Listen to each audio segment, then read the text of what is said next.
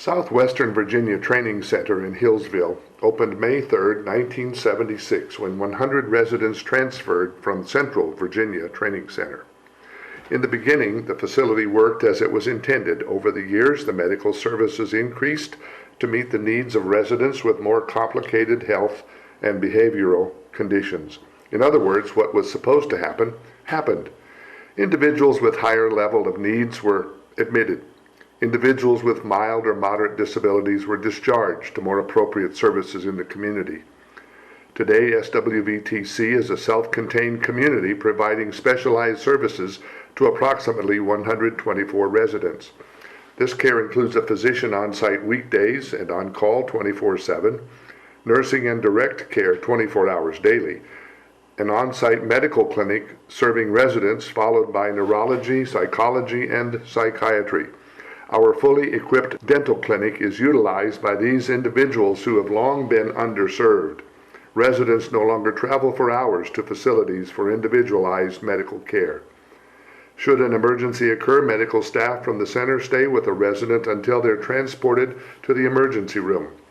Familiar staff remain with that person until treatment occurs. In a community setting, these same disabled individuals would be totally dependent upon volunteer rescue squads. SWVTC is fully integrated into the community's social life and activities.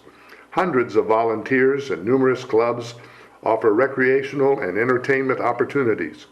But more importantly, they encourage socialization with non-disabled peers. Residents travel to Southwest Virginia Farmers Market and Kaleidoscope Gift Shop, where they work with the public to sell handmade items. Merchandise includes a varied assortment: tie-dyed t-shirts, garden pavers, and organic dog bones. Now, let's meet some of our residents. They represent a cross-section of the general population residing and calling this place home. Kevin has severe autism. Just because he looks normal, people expect him to react to social situations in so-called normal, acceptable ways. Sometimes this gets him into trouble. Prior to coming to Southwestern Virginia Training Center, Kevin was in several community settings. During a group home outing in another county, there was a misunderstanding, and so he had to go to another placement. In yet another setting, Kevin was transported from one facility to another, wearing shackles on both his feet and hands. This was devastating not only to Kevin, but his entire family. Kevin has made so much progress since 1998 when he began living at SWVTC. He now considers it home. Employees and peers have become his extended family. Supervised employment at satisfying jobs foster his individual accomplishment and self-esteem. Staff said he looks forward to his paycheck. Enjoyable activities include swimming at the Wellness Center, picnic and trips, and Kentucky Fried Chicken and Pizza Hut. All are among his favorites. Change is extremely difficult for individuals with autism. Kevin has a loving, extended family, and they are involved who come to see him every weekend and already drive almost 2 hours. If forced to travel more, timely visits would become impossible. Hampton is shown here enjoying the swing in the fenced-in backyard behind his cottage. He's been diagnosed with profound mental retardation, autism, and a seizure disorder. Because he does not understand or even recognize danger, he requires a safe environment with an awake, alert staff 24 hours a day. He is nonverbal, does not do well with unfamiliar employees or too many changes in a short period of time.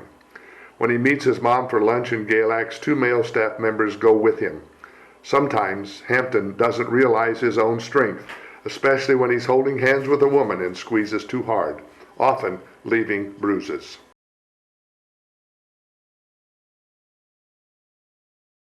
This is Joseline, and she's nonverbal. She's totally dependent on others for her basic needs such as hygiene, bathing, dressing, taking medication, and eating.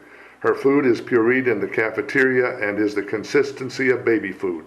Sometimes thickener is added by staff at the table to keep her from choking. She is shown here in protective gear to keep her head in an upright position.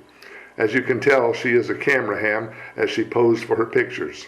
Her mother tells us, "I can sleep at night knowing she is watched by caring, dedicated staff. It would be heartbreaking to think of the Southwestern Virginia Training Center closing. Let's meet Scott. He has severe cerebral palsy as well as profound levels of intellectual and developmental disabilities. Being nonverbal, he is totally dependent on others to take care of him. Holding and shaking a noisemaker seems to give him both comfort and enjoyment.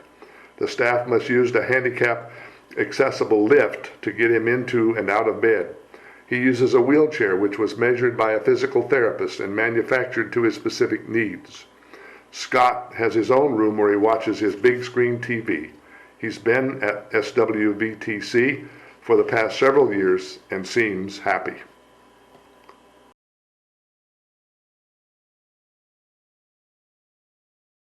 Shown here with his father, Doug participates in the training center's recycling program and helps make organic dog biscuits. These are two of the products manufactured by residents and are showcased at the farmers market and the Kaleidoscope gift shop. Doug is autistic and nonverbal. People on the autism spectrum need their days to be scheduled and for programs and meals to happen at the same time each day. He's been at the center for several years now and content in his life, which provides both quality and stability. He enjoys walks with his dad and familiar staff. Not only are the walkways paved, but they are extended around the entire facility, allowing him easy access to exercise in a safe environment. Amber is shown here with her sister as they celebrated a traditional Thanksgiving meal at their parents' home in Woodlawn. She enjoyed visiting with family members, including her niece and nephew and elderly grandfather. Two staff from the Southwestern Virginia Training Center transported Amber in one of the handicap-accessible vans. Amber has lived in these familiar surroundings for the past 20 years, due in part to cerebral palsy, mental retardation, and severe unpredictable seizures. A VNS device similar to a pacemaker has been surgically implanted. Amber requires 24-hour care and depends on trained staff to swipe the implant during a seizure. Amber cannot feed, bathe, or dress herself. She cannot walk independently and requires a lift to transfer her from wheelchair to bed. But she is very intelligent and understands what others say to her. At one time, Amber spoke in sentences before years of uncontrolled seizure took this ability away from her. Despite her challenges, Amber participates twice a month in swimming at the Carroll County Wellness Center. She is shown using the lift at the heated therapy pool with the help of two recreational therapists. Unable to use her arms and legs due to spastic muscles, the warm water allows Amber buoyancy and free movement to exercise. She extends her hands and arms and uses her legs as if she's riding a bicycle in the water.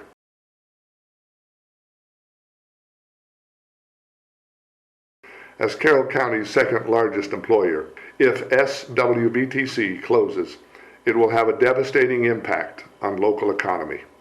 Job opportunities and community links that the center provides and have worked so hard to build will disappear.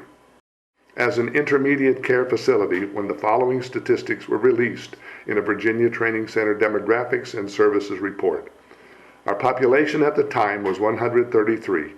Of these 133 individuals, there were 45 with epilepsy, 33 with cerebral palsy, 26 with autism, 72 were receiving medication for psychiatric disorders, 106 had multiple disabilities, and 108 required supervision or assistance with activities of daily living.